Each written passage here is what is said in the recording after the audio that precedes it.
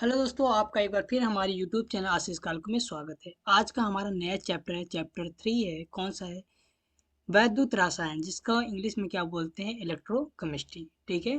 तो इलेक्ट्रोकेमिस्ट्री का मतलब क्या है? तो यहाँ पर वैद्युत रसायन है, मतलब यहाँ पर क्या होगा, हमें वैद्युत ऊर्जा और रासायन ऊर्जा ऊर्जा से संबंधित जो भी हम अध्ययन करना है इसी में करेंगे। इसीलिए इसको हम क्या चैप्टर का नाम दिए, वैद्युत रसायन। ठीक है। इस चैप्टर में हम वैद्युत और रासायन ऊर्जा से जो संबंध होता है इसी में हम अध्ययन करेंगे, वैद्युत रसायन में। ठीक है। चलिए हम इसके बारे में थोड़ा सा पढ़ लेते हैं। तो देखिए, जो हमारा विद्युत रसायन क्या होता है, देखिए, रसायन रसायन विज्ञान की वह शाखा जिसके अंतर्गत विद्युत एवं रासायनिक ऊर्जा में परस्पर रूपांतरण का अध्ययन किया जाता है। रूपांतरण का मतलब क्या होगा, हमारा विद्युत ऊर्जा से रासायनिक ऊर्जा में बदलेगा, रासायनिक ऊर्जा से अगर विद्युत ऊर्जा में बदल रहा है तो ये हमारा क्या होगा, रूपांतरण होता है। ठीक है। और ये सब जो अध्ययन हम जिस चैप्टर में करेंगे, मतलब जिसमें अध्ययन करेंगे, विज्ञान की जिस शाखा में करेंगे, रसायन विज्ञान की जिस शाखा में करेंगे उसे क्या बोलेंगे, विद्युत रसायन। समझ में आ गया? रसायन विज्ञान की वह शाखा जिसके अंतर्गत जिसके अंतर्गत हम क्या करेंगे, विद्युत और रासायनिक ऊर्जा में परस्पर रूपांतरण का क्या करेंगे, अध्ययन करेंगे। ठीक है। विद्युत ऊर्जा से रासायनिक ऊर्जा, रासायनिक ऊर्जा से विद्युत ऊर्जा में जो भी परिवर्तन होगा, रूपांतरण होगा, उसकी चैप्टर में पढ़ेंगे हम विद्युत रसायन। ठीक है। रसायन विज्ञान की विद्युत रसायन शाखा में पढ़ेंगे। क्लियर होगा? तथा ऐसे रासायनिक परिवर्तन जिसमें विद्युत धारा का प्रवाह सम्मिलित होता है उसे क्या बोलेंगे, विद्युत रासायनिक परिवर्तन। ठीक है। मतलब ऐसे रासायनिक परिवर्तन जो विद्युत धारा का प्रवाह सम्मिलित होता है उसे क्या बोलेंगे, विद्युत रासायनिक परिवर्तन बोलेंगे। ठीक है।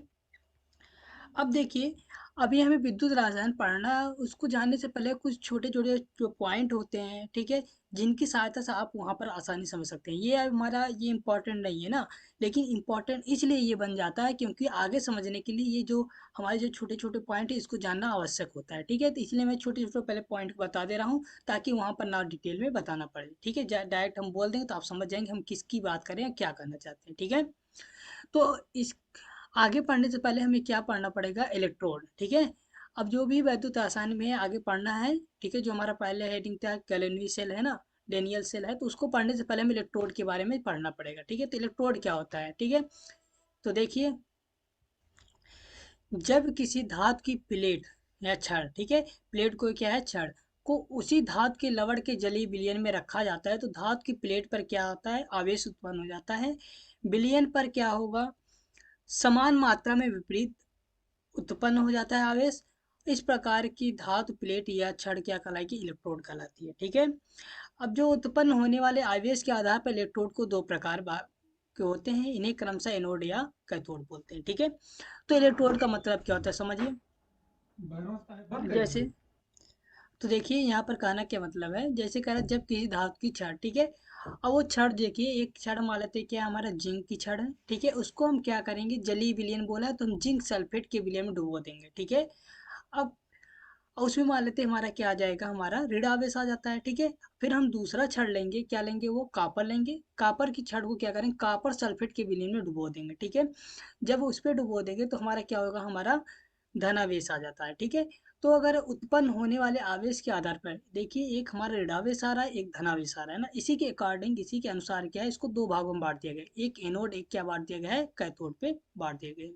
तो जिंक को जब हम लोग जिंक सल्फेट के विलय में डुबो दिए तो क्या हो गया, हमारा ऋणावेश हो गया था। ठीक है। हमारा ऋणावेश हो गया था जो क्षण, तब वो क्या हो जाएगा, हमारा एनोड कहलाएगा। ठीक है। अब जब कापर को हम कापर सल्फेट के विलय में डुबोते हैं तो कापर क्या हो जाता है हमारा, ठीक है, अब कैसे होगा आगे भी बताया जाएगा।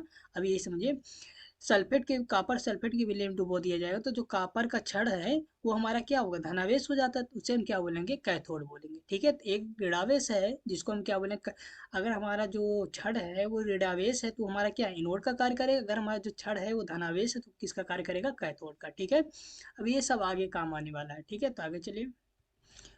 तो इलेक्ट्रोड विभव क्या होता है, जब धातु की पत्ती को इसके स्वयं के आयन विलयन में रखा जाता है तो धातु की पत्ती विलयन के सापेक्ष क्या होता है, धनावेशित हो जाता है और ऋणावेशित होता है। ठीक है। जैसे हमारा क्या होगा, जिंक क्या हो जाता है, ऋणावेशित हो जाता है और हमारा जो कॉपर है वो क्या हो जाता है, धनावेशित हो जाता है, तथा विलयन में विपरीत आवेश आ जाता है। ठीक है, अब विलयन में क्या हो जाएगा, हमारा विपरीत आवेश आ जाएगा। जैसे अगर हमारा क्या है, जिंक की जो छड़ है वो ऋणावेश हो जाएगा, तो हमारा विलयन जो होता है वो बल्कि क्या हो जाएगा, धनावेश हो जाएगा। ठीक है, अगर हम कॉपर सल्फेट के विलयन में कॉपर को डुबो रहे हैं तो कॉपर हमारा क्या हो जाता है, धनावेश हो जाता है, जबकि हमारा जो कॉपर सल्फेट का विलयन है वो क्या हो जाता है, ऋणावेश हो जाता है। ठीक है, इस प्रकार धातु की पत्ती तथा इसके विलयन के मध्य एक विभव उत्पन्न हो जाता है। ठीक है, इसी को हम क्या बोलते हैं, इलेक्ट्रोड विभव बोलते हैं। ठीक है, यहाँ तक अगर समझ में आ गया हो तो आगे अब समझने में कोई समस्या नहीं होगी।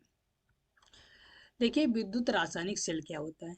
विद्युत रासायनिक सेल एक ऐसी व्यवस्था है जिसके द्वारा हम रासायनिक ऊर्जा को क्या करेंगे, विद्युत ऊर्जा में परिवर्तित करेंगे। ठीक है, तो विद्युत रासायनिक सेल मतलब ये क्या करेगा, रासायनिक ऊर्जा को विद्युत ऊर्जा में बदलेगा, उसे हम क्या बोलेंगे, विद्युत रासायनिक सेल बोलेंगे। इस प्रकार के सेल का विद्युत वाहक बल सेल में हो रही रासायनिक क्रियाओं की तीव्रता क्या होता है, समानुपाती होता है। ठीक है, अब जैसे रासायनिक ऊर्जा को विद्युत ऊर्जा में कैसे बदला जाता है, जैसे हम क्या होता है, जैसे मान लीजिए मोबाइल का बैटरी है। ठीक है, मोबाइल का बैटरी देखिए, मोबाइल की बैटरी को हम क्या करते हैं, चार्ज करते हैं, तो वो क्या होता है, विद्युत ऊर्जा से रासायनिक ऊर्जा में बदल जाता है। ठीक है, फिर बाद में जब हम चार्जिंग निकाल देते हैं, हमारा बैटरी चार्ज हो जाता है, तो क्या होता है, बैटरी को क्या कर, जैसे मोबाइल चलाते हैं ना, तो बैटरी से क्या होगा, हमारा रासायनिक ऊर्जा निकलेगा। जब रासायनिक ऊर्जा निकलेगा तो किस रासायनिक अपक्रिया होगा, रासायनिक ऊर्जा से किस में बदल जाएगा, हमारा विद्युत ऊर्जा में बदल जाएगा और हम मोबाइल चलाते हैं। ठीक है, ऐसे हमारा क्या होता है, टॉर्च की बैटरी में होता है। ठीक है, उसमें क्या होता है, रासायनिक ऊर्जा किस में बदल जाता है, हमारा विद्युत ऊर्जा में बदल जाता है। ठीक है,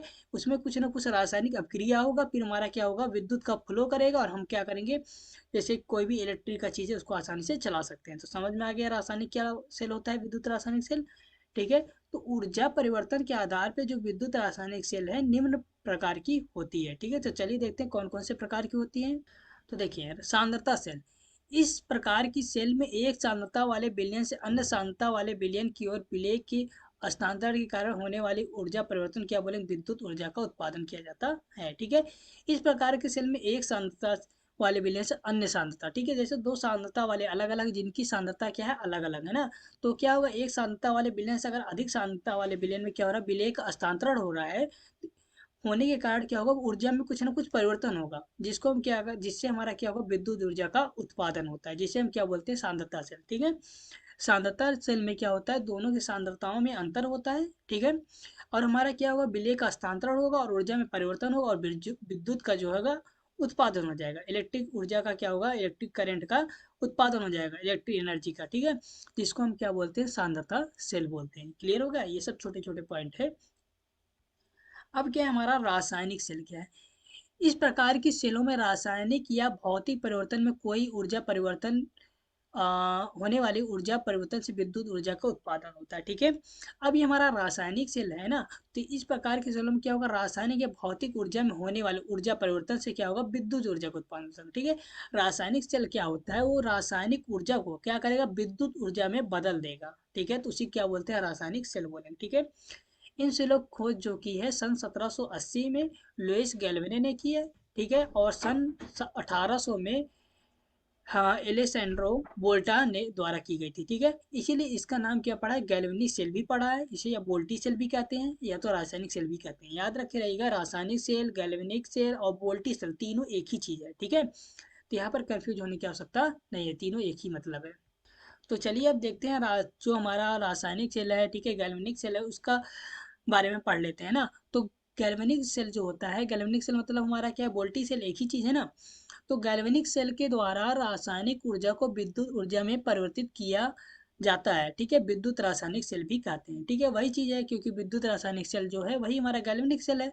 जो विद्युत रासायनिक सेल क्या करता है, हमारा रासायनिक ऊर्जा को विद्युत ऊर्जा में परिवर्तित करता है ना, तो वही गैल्वेनिक सेल है। तो गैल्वेनिक सेल क्या करेगा, रासायनिक ऊर्जा को विद्युत ऊर्जा में परिवर्तित कर देगा। ठीक है, गैल्वेनिक सेल में क्या होता है, दो इलेक्ट्रोड पर अर्ध सेल अपक्रिया होती है। ठीक है, दो इलेक्ट्रोड रहेगा, एक कैथोड रहेगा, एक एनोड रहेगा। ठीक है, एक पर आधी अपक्रिया होगी, दूसरे पर आधी अपक्रिया होगी। समझ में आ गया, दोनों को जब मिला देंगे तो हमारा क्या होगा, एक पूरी अपक्रिया पूरी हो जाएगी। अर्थात गैल्वेनिक सेल में एक स्वतः स्फूर्त रेडॉक्स अपक्रिया होती है। ठीक है, गैल्वेनिक सेल से संबंधित कुछ महत्वपूर्ण तथ्य, ठीक है, यहाँ पर ये ध्यान देने की आवश्यक है। ठीक है, जिसमें से हमारा पहला क्या है, गैल्वेनिक सेल में अधिक विभव वाला इलेक्ट्रोड एनोड तथा कम विभव वाला क्या कहलाएगा, हमारा इलेक्ट्रोड कैथोड कहलाएगा, ठीक है। तो आप याद रखे रहिएगा, जो गैल्वेनिक सेल होता है उसमें जिसका अधिक विभव होगा, ठीक है, जिसका अधिक विभव रहेगा वो क्या होगा, हमारा एनोड रहेगा। जो कम विभव रहेगा वो क्या होगा, हमारा कैथोड रहेगा, ठीक है। जैसे अभी आप लोग 10th में पढ़ चुके होंगे विद्युत रासायनिक श्रेणी। विद्युत रासायनिक श्रेणी अगर नहीं पढ़े होंगे तो अभी आगे मिलेगा, ठीक है। विद्युत रासायनिक श्रेणी में क्या होता है, एक हमारे विद्युत रासायनिक श्रेणी में जो तत्व ऊपर पाया जाएगा वो अधिक क्रियाशील होता है, जो नीचे पाया जाता है वो क्या होता है, कम क्रियाशील होता है। अधिक क्रियाशील तत्व क्या करता है, कम क्रियाशील वाले तत्वों को विस्थापित कर देता है, ठीक है। जो हमारा अधिक क्रियाशील होता है वो एनोड का कार्य करेगा, और जो हमारा कम क्रियाशील होगा वो क्या करेगा, कैथोड का कार्य करेगा, ठीक है। अधिक विभव मतलब जो अधिक क्रियाशील है, ठीक है, वो हमारा क्या करेगा, एनोड का कार्य करेगा। जो हमारा कम क्रियाशील है वो मतलब क्या है हमारा, तो वो क्या काम करेगा, कैथोड का काम करेगा। यहाँ तक क्लियर होगा, चलिए आगे देखते हैं। अब देखिए हमारा जो सेकंड पॉइंट क्या है, किसी गैल्वेनिक सेल में एनोड पर क्या होता है, ऑक्सीकरण। तो याद रखे रहेगा, एनोड पर क्या होगा, हमारा ऑक्सीकरण होगा, ठीक है। जबकि हमारा कैथोड पर क्या होगा, अपचयन होगा, ठीक है। जो हमारा कैथोड होता है वो धनात्मक इलेक्ट्रोड होता है, और जो एनोड होगा वो हमारा ऋणात्मक इलेक्ट्रोड होता है। मैं पहले ही इसको बता चुका हूँ, ठीक है। तो हमें क्या क्या पॉइंट मिला, जो हमारा क्या होगा, अधिक विभव जिसका रहेगा वो हमारा क्या होगा, एनोड होगा। जो कम विभव होगा वो हमारा कैथोड होगा। और इनोड पर हमारा देखिए, इनोड क्या होगा, हमारा अधिक विभव वाला होना चाहिए। इनोड क्या होगा, ऑक्सीकरण कर, इनोड पर ऑक्सीकरण होगा। इनोड क्या होगा, हमारा ऋणात्मक इलेक्ट्रोड होगा, ठीक है। जबकि हमारा कैथोड क्या होगा, कम विभव वाला होगा। कैथोड क्या होगा, कैथोड पर अपचयन होगा। कैथोड हमारा क्या होगा, धनात्मक इलेक्ट्रोड होगा। क्लियर होगा, ये याद रखे रहिएगा पॉइंट, क्योंकि अभी आगे ये सब काम आने वाले हैं, ठीक है। ये सब हल्के मत लीजिए। नेक्स्ट हमारा पॉइंट क्या है, गैल्वेनिक सेल के बाह्य विद्युत परिपथ में इलेक्ट्रोड एनोड से कैथोड की ओर गमन करता है, ठीक है। तो गैल्वेनिक सेल के बाह्य विद्युत परिपथ में, ठीक है, अभी गैल्वेनिक सेल का एक एग्जांपल लेंगे, ठीक है, जो कि है डेनियल सेल है, ठीक है। उसका एग्जाम्पल है डेनियल सेल में क्या होगा, जो हमारा इलेक्ट्रॉन है वो एनोड से कैथोड की ओर भागेगा, ठीक है, गमन करेगा। जबकि सेल के आंतरिक परिपथ में इलेक्ट्रॉन बाह्य परिपथ के विपरीत दिशा में गमन करते, ठीक है।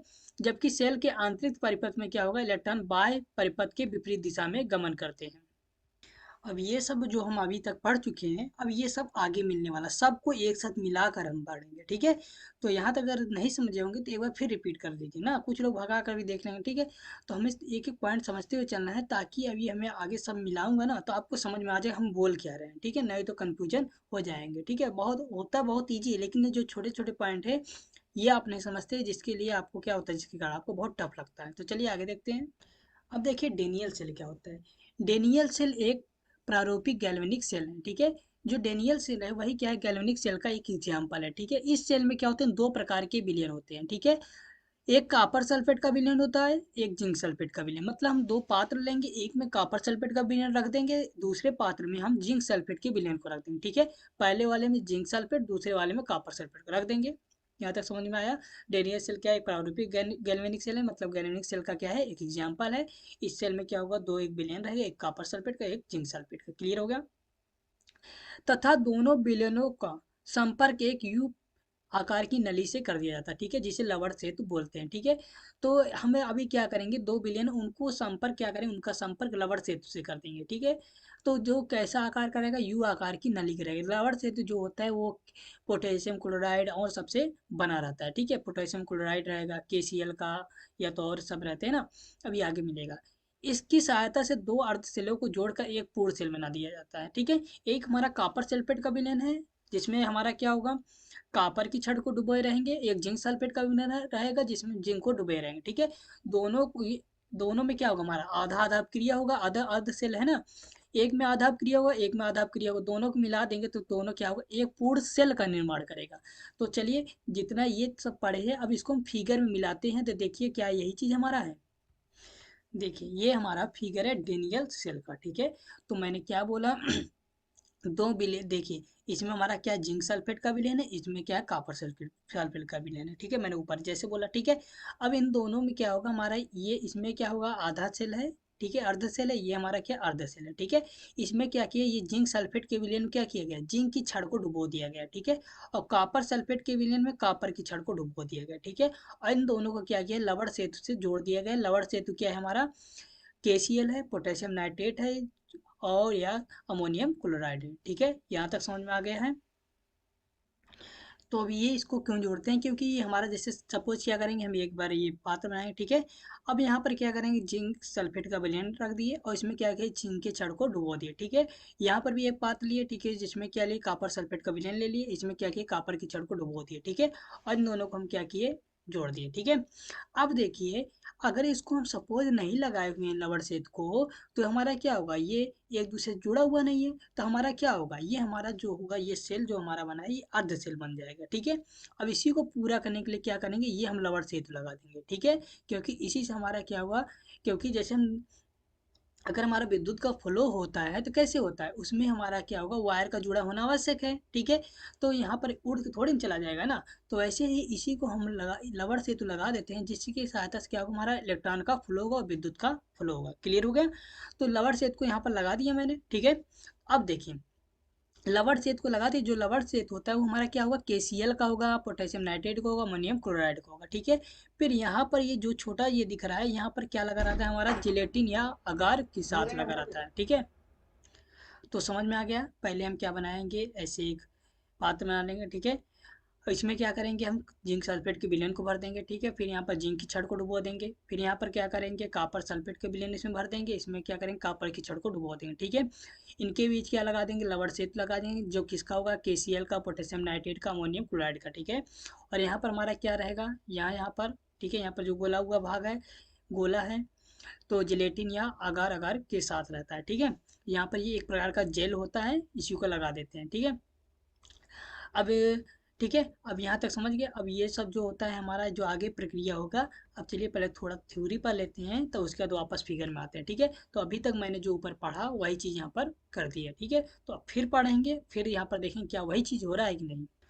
तो देखिए, इस सेल में होने वाले अप्रत्यक्ष ऑक्सीकरण अपचयन अपक्रिया निम्न है, ठीक है। अब एनोड पर क्या होगा हमारा, आ, एनोड जो है हमारा, उस पर क्या हो जाएगा, ऑक्सीकरण हो जाएगा, मतलब उसमें से क्या होगा, हमारा इलेक्ट्रॉन निकल जाएगा। जब दो इलेक्ट्रॉन इसमें से निकल जाएगा ये, तो क्या होगा, Zn2+ बन जाएगा।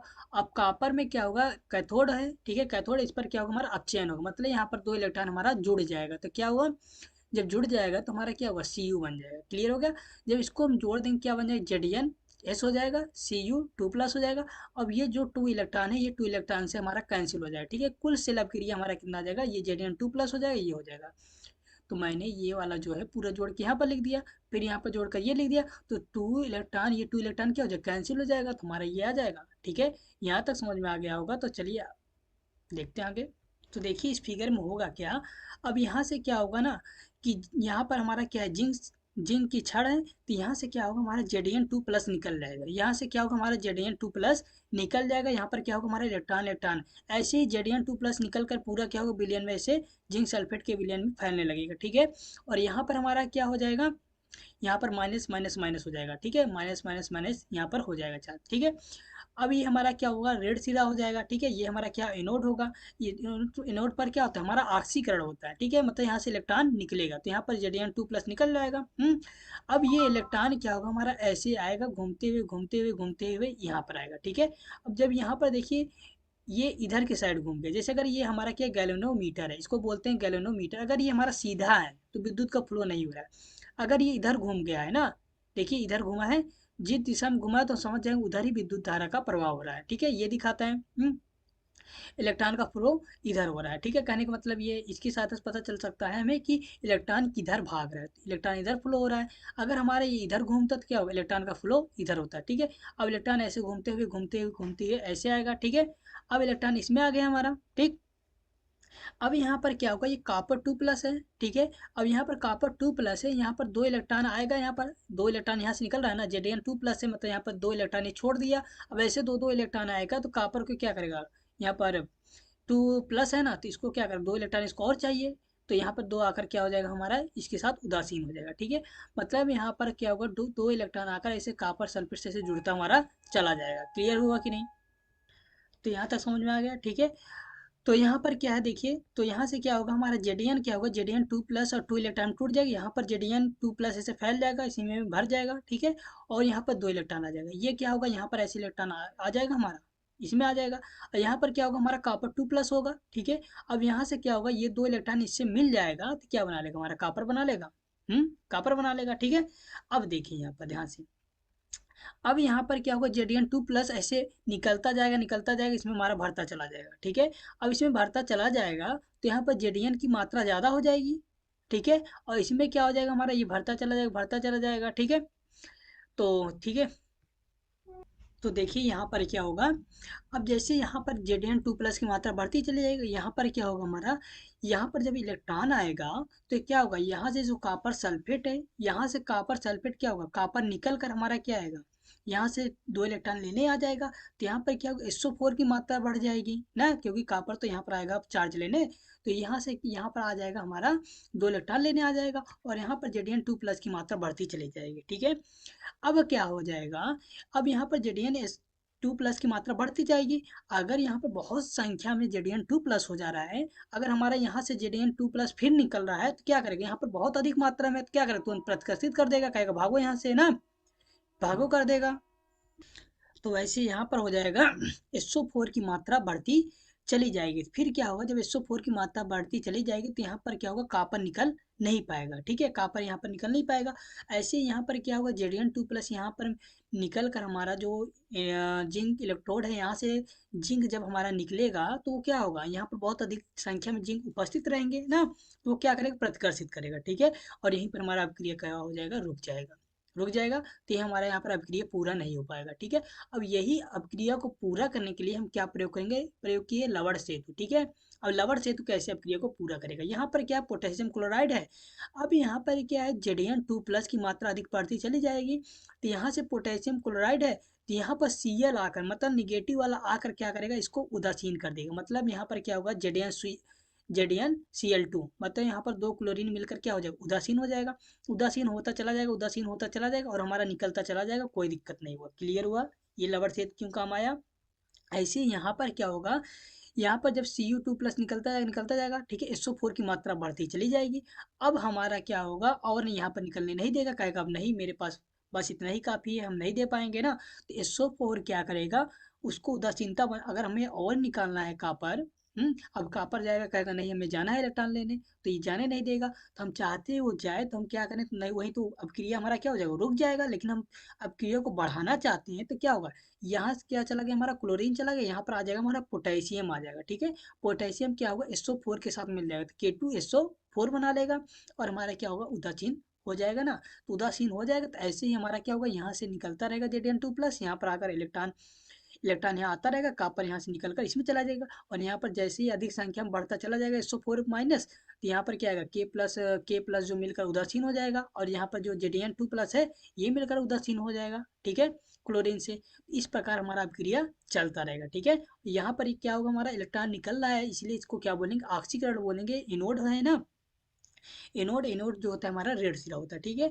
और यहाँ पर अपचयन हो रहा है, ये कैसा होता है, हमारा कैथोड की छड़ पर होता है, ये हमारा क्या होता है, धन सिरा होता है, इसी क्या बोलते हैं, डेनियल सेल बोलते हैं। और विद्युत धारा का जो प्रवाह होगा, इलेक्ट्रॉन के प्रवाह की क्या होगा, विपरीत दिशा में होगा, ये याद रख के रहिएगा, ठीक है। तो मैंने क्या बोला, फिर से एक बार सुन लीजिए पूरा एकदम ध्यान समझिए। मैंने यहाँ पर देखिए, इसमें क्या किया, जिंक सल्फेट का विलयन लिया, इसमें कॉपर सल्फेट का विलयन, ठीक है।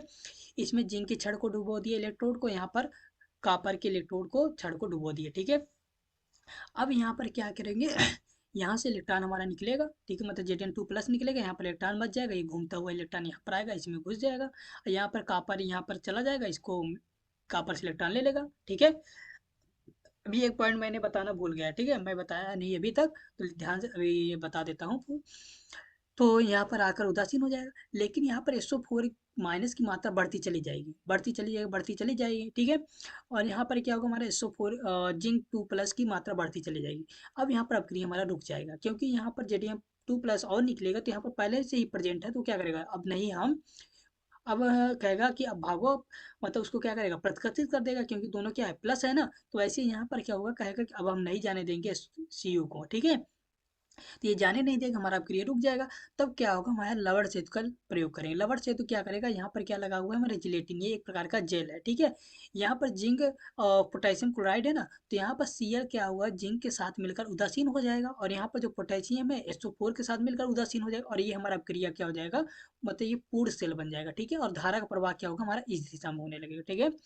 तो यहाँ पर क्या होगा, हमारा इलेक्ट्रॉन निकलेगा, तो ये क्या हो जाएगा हमारा Zn2 प्लस 2 इलेक्ट्रॉन हो जाएगा। यहाँ पर ऑक्सीकरण है, ये एनोड है, ये रेड सी रहा है, ठीक है।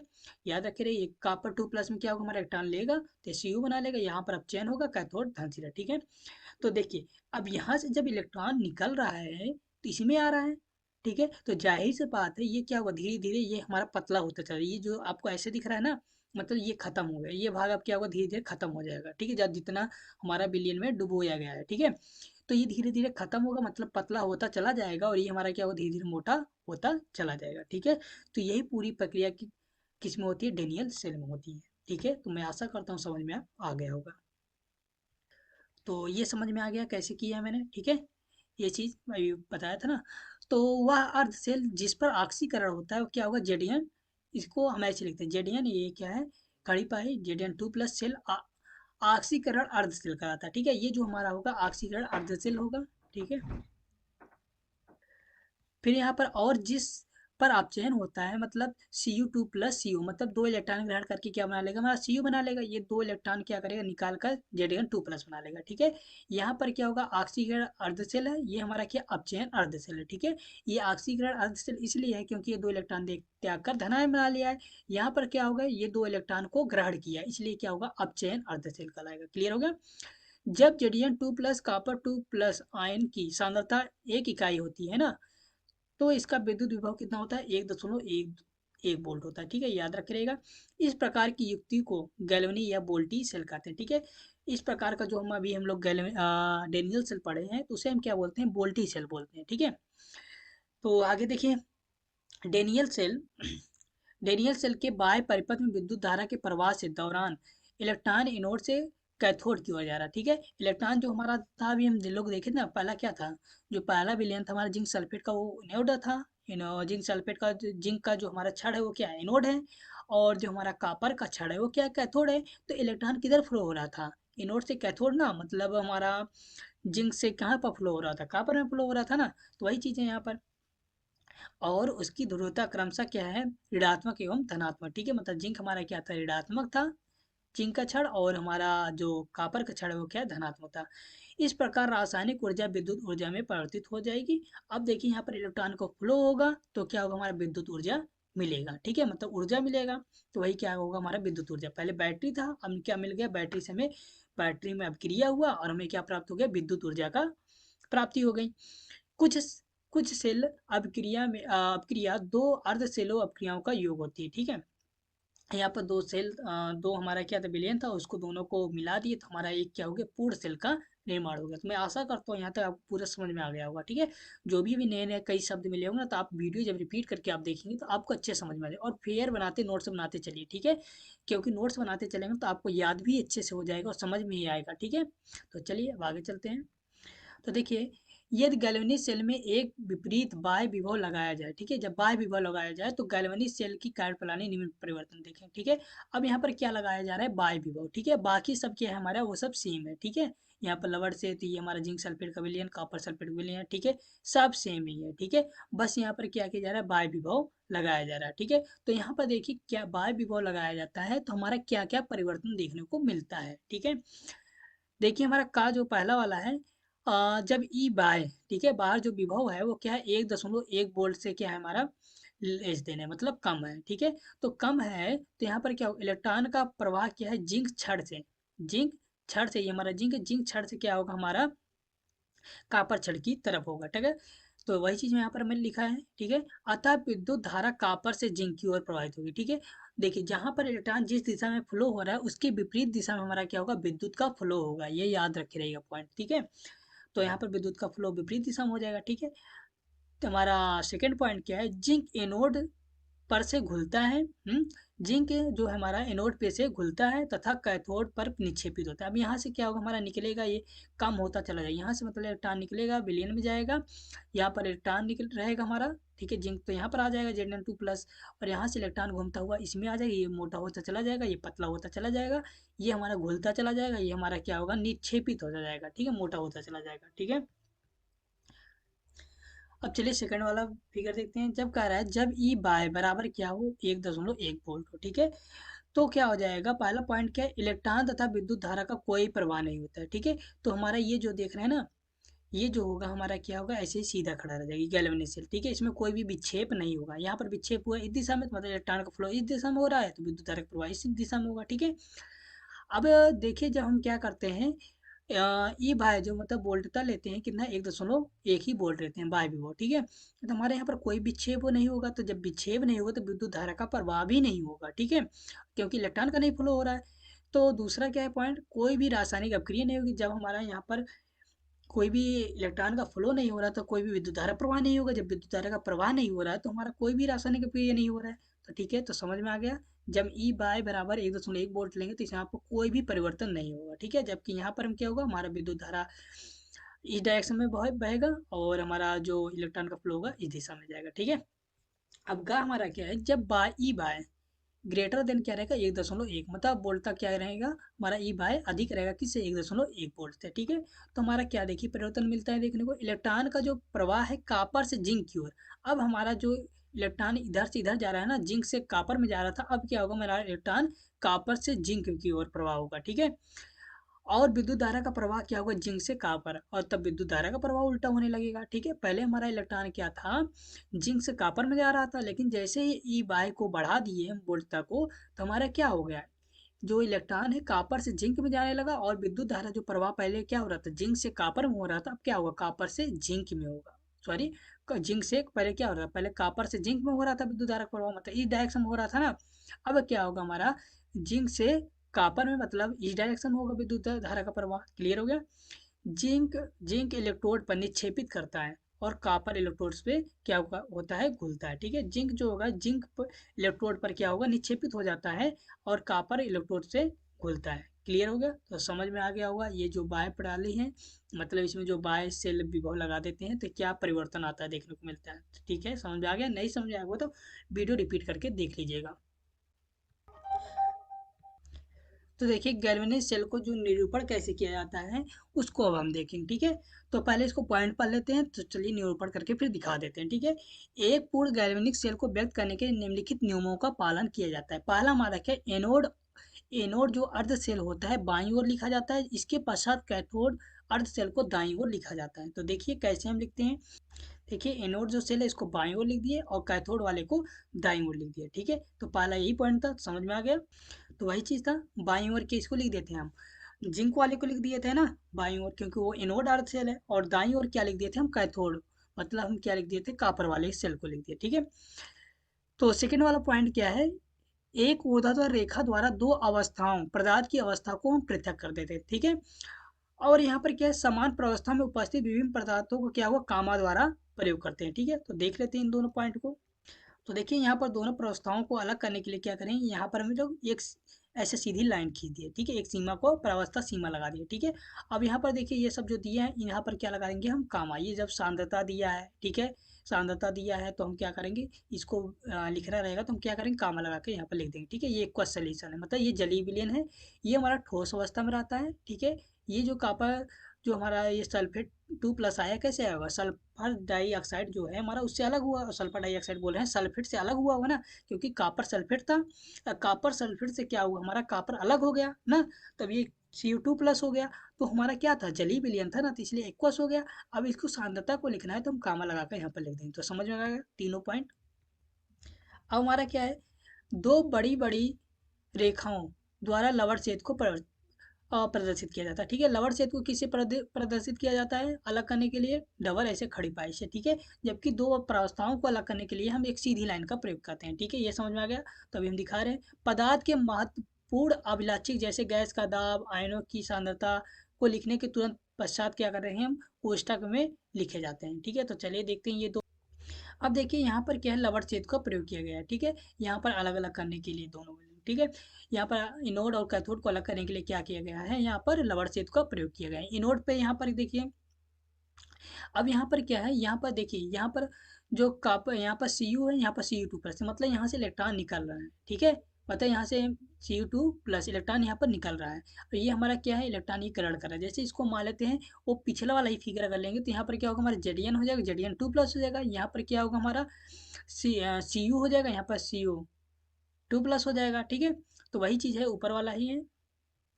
यहाँ पर क्या रहेगा, Zn2+ रहेगा, यहाँ पर Cu2+ रहेगा, और यहाँ पर क्या रहेगा, Cu रहेगा। ठीक है, अगर वो पहला वाला हम डेनियल सेल में जो लिए थे इलेक्ट्रोड एनोड, उनको अगर लेकर करते हैं। ठीक है, तो अभी इसको हमें सिर्फ प्रतीक को भी समझना है क्या क्या हम कैसे प्रयोग करते हैं। ठीक है, अब यहाँ पर जैसे एक्वस सोल्यूशन लिख दिया, सांद्रता लिख दी, तो इसको हम क्या करेंगे, ब्रैकेट में बंद कर देंगे छोटे वाले। ठीक है, तो पहला हमारा क्या पॉइंट था, जैसे यहाँ पर क्या करेंगे हम एक इसको हम बाईं ओर लिख देंगे, जो हमारा एनोड होता है उसको बाईं ओर लिखते हैं, और जो हमारा कैथोड होता है उसको दाईं ओर लिख देंगे। ठीक है, अब यहाँ पर दोनों प्रस्थाओं को अलग करने के लिए एक सीमा का प्रयोग कर देंगे। ठीक है, सीमा का प्रयोग कर देंगे। ठीक है, अब यहाँ पर एनोड और कैथोड को अलग करने के लिए लवर छेद का प्रयोग कर दिया जाता है। ठीक है, ऐसे खड़ी पाए दो। ठीक है, फिर यहाँ पर क्या है हमारा, जैसे यहाँ पर इक्वेशन सोल्यूशन है, सांद्रता है, इसको लिखने कामा के साथ कामा लगाकर लिखने के बाद क्या करें, इसको हम ब्रैकेट में बंद कर देते हैं। ठीक है, गैस इलेक्ट्रोड के लिए कैथोड की स्थिति इलेक्ट्रोड के पूर्व तथा एनोड के लिए कैथोड इलेक्ट्रोड के पश्चात गैस को प्रदर्शित किया जाता है। ठीक है, तो गैस इलेक्ट्रोड के लिए, अगर हमारा गैस इलेक्ट्रोड है ना, तो कैथोड की स्थिति में इलेक्ट्रोड के पूर्व तथा एनोड के लिए इलेक्ट्रोड के पश्चात गैस को प्रदर्शित करते हैं। ठीक है, तो यहाँ पर देखिए, इसको पहले प्रदर्शित किए, या तो हम क्या करें इसके बाद प्रदर्शित करेंगे। ठीक है, तो दोनों एक ही चीज़ है, कोई मतलब नहीं है। तो चलिए समझ गए यहाँ तक। तो ये तो आप समझ गए हैं यहाँ पर हमें कैसे प्रदर्शित करना है। इलेक्ट्रॉन का फ्लो यहाँ पर होगा, विद्युत धारा की दिशा इधर प्रवाहित होगी। यहाँ पर हमारा क्या है, एनोड है, यहाँ पर ये हमारा कैथोड है। ठीक है, यहाँ पर लवण सेतु है, यहाँ पर क्या है, प्रवस्था सीमा है, और यहाँ पर एक्वस मतलब सोल्यूशन है, और यहाँ पर ये हमारा जो होता है कापर, ये हमारा छड़ होता है, ये सॉलिड होगा, और हमारा ये कापर सल्फेट की विलयन अलग हुआ है, इसलिए क्या होगा, ये एक्वस सोल्यूशन हो जाएगा। ठीक है, यहाँ पर सांद्रता का प्रयोग किया गया है, क्या है, 1 मोलर। ठीक है, तो यहाँ से समझ आएगा। चलिए एक आध एग्जाम्पल और लिख लेते हैं। तो देखिए एक एग्जाम्पल और देख लीजिए, जैसे डेलियन सेल है ना, निम्न प्रकार निरूपित कर सकते हैं। ठीक है, तो जैसे यहाँ पर जेडियन है। ठीक है, यहाँ पर प्रावस्था सीमा लगा दी है, Zn2+ हो गया, यहाँ पर C1 सांद्रता है, और यहाँ पर क्या है, लवण सेतु है, क्या है, डबल एस पाई द्वारा लगाते हैं। ठीक है, यहाँ पर Cu2+ है, यहाँ पर इसकी सांद्रता क्या है, C2 है। ठीक है, ये क्या है, हमारा Cu है। ठीक है, तो ऐसे ही लिखेंगे। फिर यहाँ पर क्या होगा, हमारा Zn है ना, तो इस Zn है, ऐसे ही करेगा, ये Zn2+, इसको हम लिख देंगे Zn SO4 लिख देंगे, क्योंकि यही जब इसको हम तोड़ेंगे क्या होगा, Zn2+ में टूट जाएगा। ऐसे ही इसको हम तोड़ेंगे, Cu2+ में टूट जाएगा। ठीक है, ये C1 को हम 1 मोलरता लिख सकते हैं, तो इसको हम क्या लिख सकते हैं, 0.1 मोलरता। ठीक है, और ये हमारा क्या होगा, CuSO4, ये CO हो जाएगा। ठीक है, इस प्रकार से हम दर्शा सकते हैं। ठीक है, क्योंकि हमारे जिंक था, जिंक से क्या निकला, Zn2+ निकला। ठीक है, अब यहाँ पर क्या है, Cu2+ था, इलेक्ट्रॉन लेकर हमारा क्या बना, Cu बना, इसलिए इसके बाद ये बना, इसलिए इसको ये लिखे। अब Zn से हमारा Zn2+ बना था, इसलिए इसको लिखे, इससे इससे बना, इसलिए इस क्रम में लिखे, मतलब पहले इसको फिर बाद में इसको, क्योंकि इससे ये बना है ना। फिर यहाँ पर Cu2+ है, Cu मतलब ये Cu2 है, जो यहाँ से इलेक्ट्रॉन जब आएगा ना, इनोड से इलेक्ट्रॉन आएगा, तो ये Cu जो 2+ है, ये मिलकर क्या बना लेगा, Cu। ठीक है, तो ये इस प्रकार हो जाएगा, मतलब इससे हमारा ये बना है। ठीक है, इसी प्रकार इस क्रम में हम लिखे हैं। तो ये वीडियो आपको कैसा लगा, कमेंट बॉक्स में लिखकर बताइएगा, और अभी तक हमारे चैनल को सब्सक्राइब नहीं किया, सब्सक्राइब कर दिए, और बेल आइकन को प्रेस करना बिल्कुल भी नहीं भूलिएगा, जिससे कि आने वाली वीडियो आप तक सबसे पहले पहुंचे। Thank you for watching the video.